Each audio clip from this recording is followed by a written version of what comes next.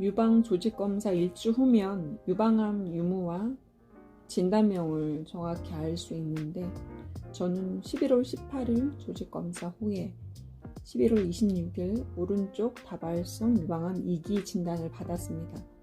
어떤 분들은 우시면서 자신의 몸에 암이 발견된 것에 대해 슬프거나 부정적인 반응을 보였는데, 저는 눈물이 잘 나오지 않았습니다. 그런데 병원 간호사분들이나 의사 선생님께서 하시는 말이 그저 소리로만 들리고 말을 이해하기가 어렵거나 잘 들리지 않았습니다.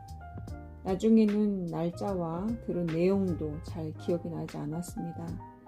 차분한 성격이었기에 겉으로는 평안해 보였지만 제 나름대로는 큰 충격을 받았던 것 같습니다.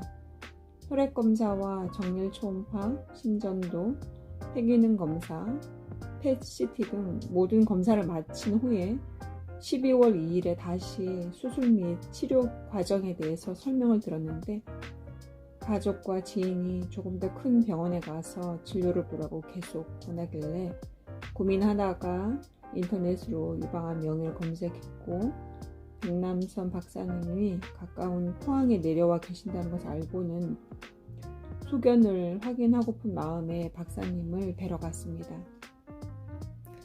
그러면서 저는 유방암 진단을 받은 후에 환자로서 의사 선생님을 만나는 것, 병원을 선택하는 것, 여러 가지 준비를 하는 것에 대해 생각을 하게 되었고, 환우분들과 이것을 나누었으면 하고 생각하는 마음에 유튜브에 올리게 되었습니다.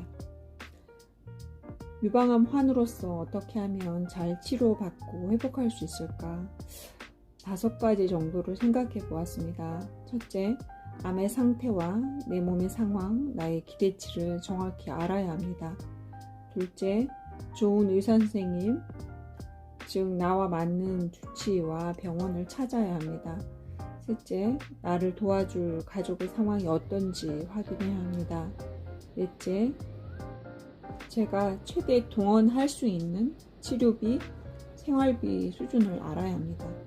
다섯째, 언제까지 치료가 완료될 것인지, 또 그 이후의 삶에 대해 계획을 세워야 합니다. 첫째, 저는 저의 암의 상태와 제 몸의 상황, 저의 기대치를 한번 생각해 보았습니다. 먼저 저는 자가면역 질환인 그레이브스가 8년 전쯤에 다시 재발된 상태에서 제 몸의 대사를 낮추는 메트마조를 매일 한 알씩 먹고 있었기 때문에 이 약이 제 체온을 불어 낮추는 상황이었고 제 대사율도 낮추고 있었습니다. 그래서 다시 유방암이 재발될 확률이 좀 있는 편이었습니다. 그런데 저는 아직은 유방암 2기라서 암으로만 봐서는 재발률은 낮은 편이었고, 수술만 잘 받으면 항암이나 방사선을 하더라도 최소한으로 할 수 있는 상황이었습니다. 그러므로 저는 제 기대치를 유방암의 재발 없이 수술을 잘 받는 것, 갑상선 항진증의 현 상태 유지나 호전으로 정했기에 수술을 잘 하시는 의사 선생님을 찾아야 했고, 자연요법이나 비타민 요법도 병행하기를 원했으므로 이런 나에게 어느 정도의 가이드를 제시해 줄 분을 찾아야 한다고 생각했습니다. 둘째, 좋은 의사 선생님, 나와 맞는 주치의와 병원을 찾아야 합니다. 저는 자존감이 높지 않은 편이라서 의사 선생님이나 의료진의 말에 상처를 잘 받는 편입니다. 그래서 제 주치의 선생님은 말로도 저를 살릴 수 있을 만큼 인성이 좋은 분이셨으면 했고, 또 수술도 잘 하셔야 하고 비타민 요법 등에 대한 가이드도 어느 정도 제시해 줄 수 있는 분이어야 했기에 저는 제가 만나뵌 백남선 박사님께 수술을 받기로 정했고, 그분이 계신 병원의 시설이나 타 부서의 환자 관리 수준을 확인하고 그곳에 가서 입원을 했습니다. 물론 다른 부분까지 완전히 만족할 수는 없었지만 제가 선택한 주치의를 따라야 했기에 나머지는 힘든 부분도 있었지만 그냥 이해하고 용납하기로 했습니다. 실제 나를 도와줄 가족의 상황이 어떤지 확인했는데요. 병원에 오갈 때 또 수술 후 나를 지원해줄 가족 상황 등을 확인하여 수술 후에는 빠른 시간 내에 회복할 수 있도록 가족들에게 미리 도움을 요청해 둡니다. 저는 막내 동생이 저의 든든한 후원자가 되어 주었는데요. 병원을 오갈 때마다 태워줬고 또 수술비도 대신 내줬고 공기청정기나 옷, 신발 등도 선물로 사주며 제게 용기를 주었습니다. 참으로 감사했습니다. 만약 도와줄 가족이 아무도 없다면 혼자 산다면 그래도 계획해야 합니다. 사실 수술 후에는 저도 집에 와서 모든 것을 혼자 해야만 했었는데요. 저는 2003년부터 아이들 둘을 키우며 너무나 열심히 일만 하며 살아왔었기 때문입니다. 어쨌든 쿠팡의 장보기와 당근마켓의 로봇 청소기 구입 등으로 수술 전에 제반 사항을 미리 준비했고 저희 회복의 목표를 맞추어서 팔을 가능한 쓰지 않을 수 있도록 준비했습니다. 넷째, 제가 동원할 수 있는 치료비와 생활비의 수준을 확인합니다.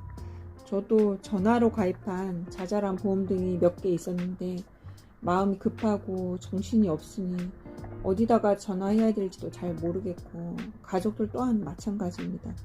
이럴 때 정직하고 나를 도와줄 보험사 직원이 있다면 그분에게 미리 연락해서 자신이 가입했던 보험 종류와 최대 나오는 그 치료비 지원 정도를 확인해서 제가 직장 없이 몇 개월간 쉴 수 있을지 예상해 둬야 합니다.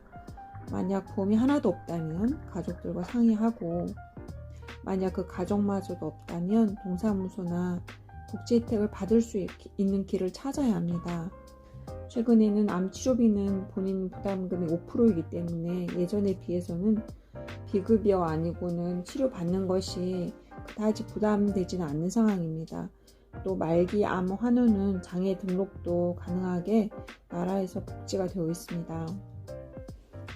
다섯째, 언제까지 치료가 완료될 것인지 혹은 암과 동반자로 살아야 하는 법이라든가 아니면 수술 후의 삶에 대한 계획을 세워야 합니다.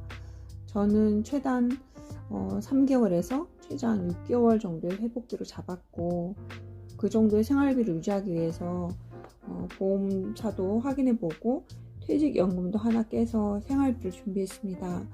그렇게 쉬는 동안에는 일부러 돈 걱정이 없는 것처럼 현금을 통장에 넣어두어서 마음이 평안할 수 있도록 만들었습니다.